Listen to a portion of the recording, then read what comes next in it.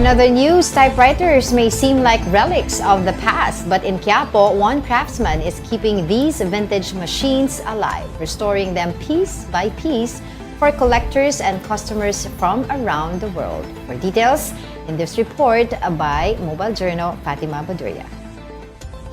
May typewriter din ba kayo mula kay lolo o lola na hindi na gumagana?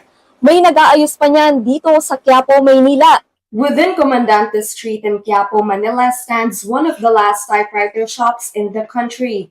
This is the work of Gerald de la Cruz. While his humble shop is quiet, his business remains very much alive. Over the years, restoring typewriters have become Gerald's expertise and led him to earning the trust of his customer base, something he takes pride in. Gerald says vintage collectors often visit or buy from him online. Bihira na talagang gumagawa nito. Saka wala naman sa school kasi ito.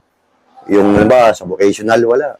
Ano lang to, matututo ka by experience lang. These typewriters may be old, but antiquity is precisely what makes them more valuable.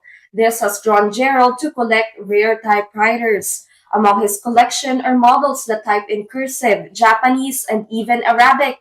According to him, the oldest model he has restored to good working condition is a typewriter from 1886, which came from a customer in the United States.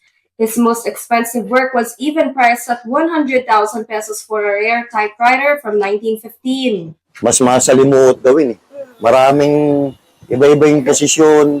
Hindi kagaya ng mga moderno ngayon, mga 80s na pataas. Parang mga simple na lang. Hindi kagaya ng mga luma talaga. May maraming sekreto. Saka makakapal yung pesa, kaya ang tibay. Because it can be difficult to find replacement for typewriter parts, Gerald sources from junk. Some people may say that typewriters are seeing its last days, but Gerald continues to persevere in his life's work and has no plans to pursue other jobs. Ay, minsan may nagsabi, may bumibili pa ba yan? Minsan napigan ako, sabi ko, pag namatay ka, gagamitin yung typewriter sa pangalan mo eh. Hanggang ngayon naman, mga funeraria, yung iba, typewriter pa rin.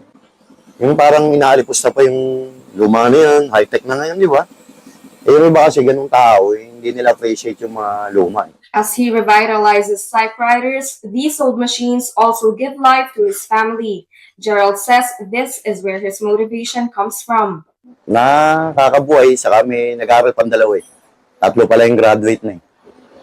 Itong talagang bubuhay ng pamilya ko. Kapatid Fatima Badurya, we are One News.